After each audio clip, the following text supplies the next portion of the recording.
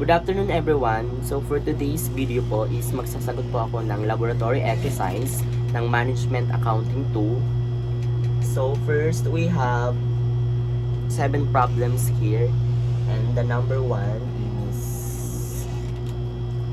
Bambang has received a proposal from Metrobank to establish a lockbox system to accelerate the receipt of 500 million annually on 1 million checks. By its own analysis, Bambang believes such a system would decrease total float by 3 days. If Bambang can earn 8% before taxes on the released funds, what is the maximum that Bambang should be willing to pay the bank per check for the service? So, I have computations here. First, I computed for the amount of receipts per annum. So, how much is the amount of receipts per annum? So, we have 500 million. This is already given in the problem. So, since we already have the amount of receipts per annum, then I computed for the average receipts per day. So, in a year, we have 365 days. So that would be the average receipts per day. That would be 500 million divided by 365. We will come out with 1,369,863.01. And then the third computation we have done is the reduction in float days estimated. So it is the float days is already given in the problem, which is 3 days. So next computation is the released funds. So what would be the released funds? So how do we compute the released funds?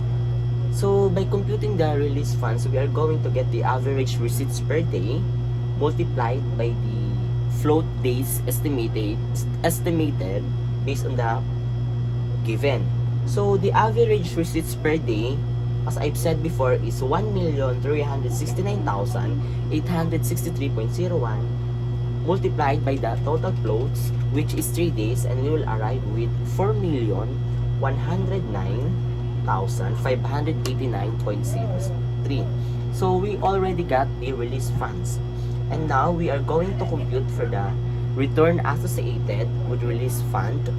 How we are going to compute that? So we will multiply the released funds by the percentage.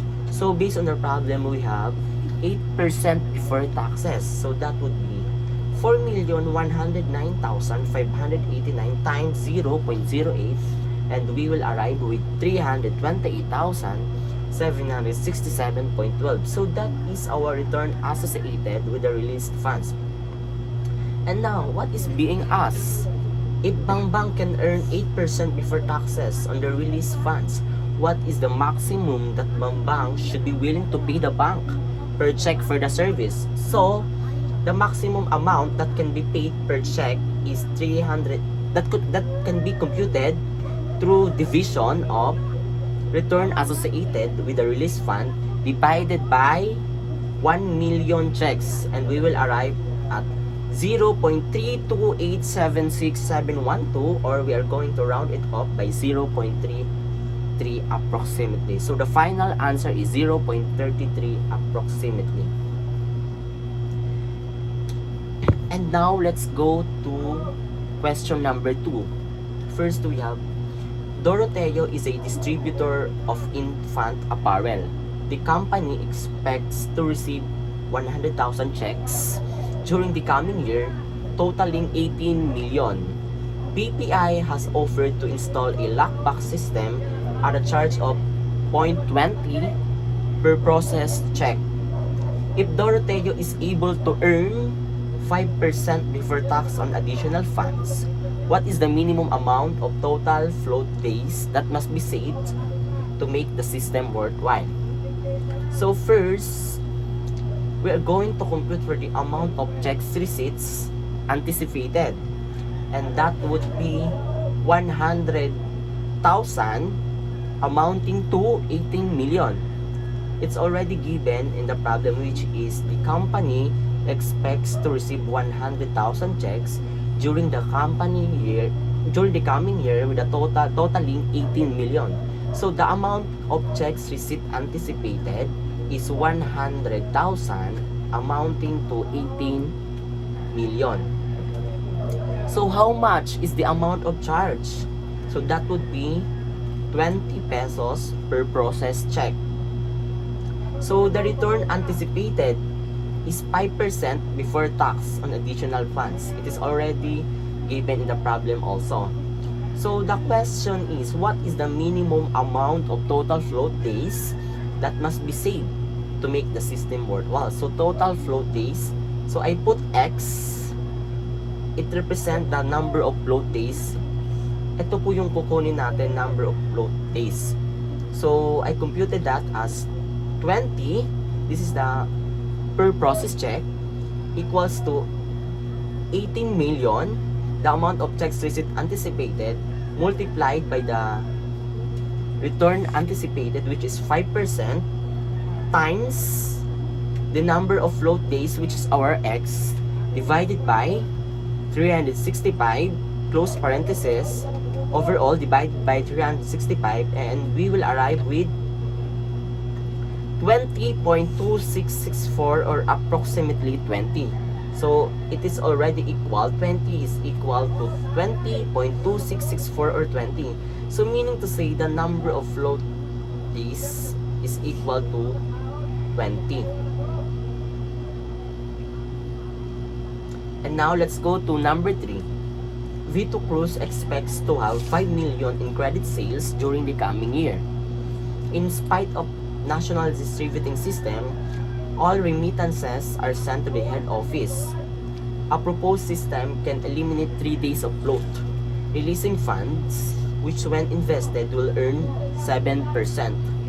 What annual savings can V2 Cruise expect if the system is implemented? So it's already given in the problem. The expected credit sales is 5 million pesos. So the float days eliminated, that would be 3 days of float. Then the return expected is 7%. And the expected annual savings would be, again, the question is, what annual savings can V2 Cruise expect if the system is implemented? So what I did is that expected annual savings is equal to expected credit sales, which is 5 million, multiplied by the float days eliminated, again multiplied by the return expected, which is 7%, divided by 365 days in a year. So we will arrive at 2,876.71. So meaning to say the expected annual savings is 2,876.71. And now let's go to question number 4. Libertad expects to have credit sales of 18 million this year. BDO is offering Libertad a lockbox system for 1,000 per month. Libertad estimates that the new lockbox system will reduce float by 5 days. What rate of return must Libertad earn on its trading securities to make it worthwhile for the company to institute this lockbox system? So first, the funds expected to be released by implementing the lockbox system is, again, the funds expected to be released by implementing the lockbox system is 18 million, already given. The credit sales of 18 million this year, divided by 360 days, times 5 days. Libertad estimates that the new lockbox system will reduce float by 5 days. So I already put 360 days times 5 days, and we will arrive with 250,000. So this 250,000 is the funds expected to be released by implementing the lockbox system. And the charges offered by the bank is 1,000 based on the given. BDO is offering Libertad a lockbox system for 1,000 per month. So meaning, in a year, there are 12 months. So 1,000 times 12, that would be 12,000. 12,000 would be the charges offered by BDO. So the question, what rate of return must Libertad earn on its trading securities to make it worthwhile for the company to institute this lockbox system? So the rate of return would be charges offered by the bank divided by the funds expected to be released by implementing the lockback system, multiplied by 100 to make it into percent. So the answer would be 4.8%. 5 question. Loton expects to generate sales of 44 million in the coming year. Loton has estimated that it takes an average of 3 days for payments to reach their central office and an additional 2 days to process the payments. What is the opportunity costs of the funds tied up in the mail and processing? Loton uses a 360-day year in all calculations and can invest pre-funds at 6%. So take note, Loton uses only 360-day year in all calculations. So first, investment in receivables tied up in receivables for 5 days, that would be 44 million divided by 360 days times 5, and we will arrive with 611,111 pesos. So that would be the investment in receivables tied up in receivables for 5 days. And then the question is, Loton uses, the question is, what is the opportunity cost of the funds tied up in the mail and the processing? So I computed it as opportunity cost of funds tied up in mail and processing is equal to 611,111 multiplied by 6%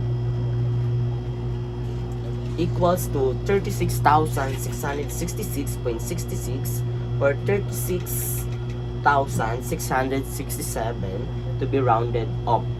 So our final answer is 36,667. So for the sixth question, we have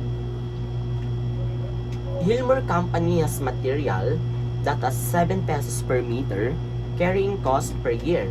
This textile is used at a rate of 25,000 meters per year, and ordering costs are 5 per order. So 2 questions. First, what is the EOQ or the economic order quantity for this fabric? Letter B, what are the annual inventory costs for this company if it orders in this quantity? So let us solve first the A question.